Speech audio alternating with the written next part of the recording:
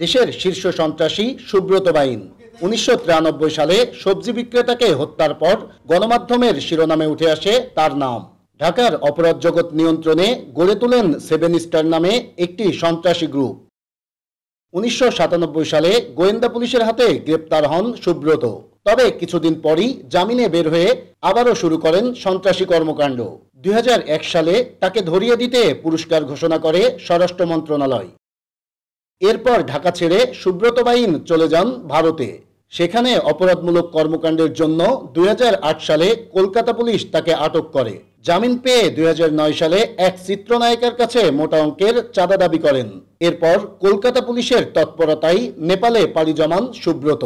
সেখানে নেপালি পুলিশের হাতে গ্রেপ্তার হয়ে ২০১২ সালে জেলের সুড়ঙ্গ কেটে পালিয়ে আত্মগোপনে চলে যান।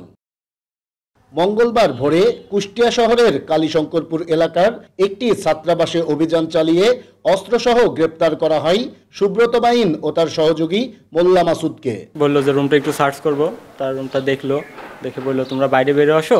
প্রায় 2 ঘন্টা ধরে অপারেশন চলে, তারপর তারা চলে গেল। তারপরে যে আমরা শুনতে পারলাম যে এখান থেকে 2 জন সন্ত্রাসীকে ধরছে। পরে আমরা যতটুকু জানি বা দেখতে পেলাম যে 2 জন লোক ছিল, তাদের ধরে নিয়ে গেছে। হ্যাঁ, তারা বাংলাদেশের, যতটুকু জানলাম যে তারা বাংলাদেশের শীর্ষ সন্ত্রাসী সুব্রত বাইন।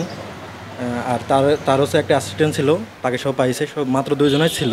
তো তারা প্রথমত দরজা খোলেনি, তো তাদের ভাঙা হয়েছে, দরজা ভাঙা হয়েছে, জানালা ভাঙা হয়েছে। 3টা পিস্তল সহকারে উদ্ধার করছে, আর কি অকি টকি না কি জানি বলে সেটাই সহকারে তাকে ধরে নিয়ে গেছে। প্রত্যক্ষদর্শীরা জানান 1.5 মাস আগে হেলাল নামে এক ব্যক্তির আত্মীয় পরিচয়ে কুষ্টিয়া শহরের কালীশঙ্করপুর এলাকায় ছাত্রাবাসের একটি রুম ভাড়া নেন সুব্রত ও তার সহযোগীরা। ওই বাসার জানালা দরজা সবসময় বন্ধ থাকত এবং গভীর রাতে লাল রঙের একটি গাড়ি থেকে কয়েকজন লোক বাসায় ঢুকতেন নিয়মিত।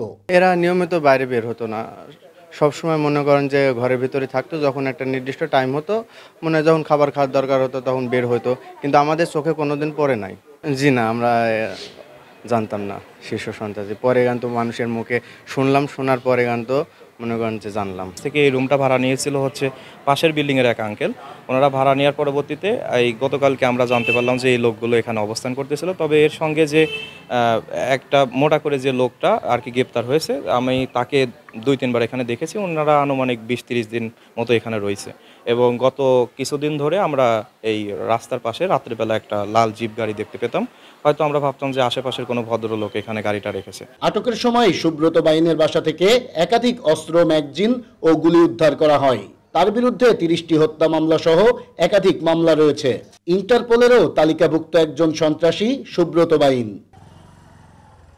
নাহিদ হাসান তিতাস, দেশ টিভি, কুষ্টিয়া।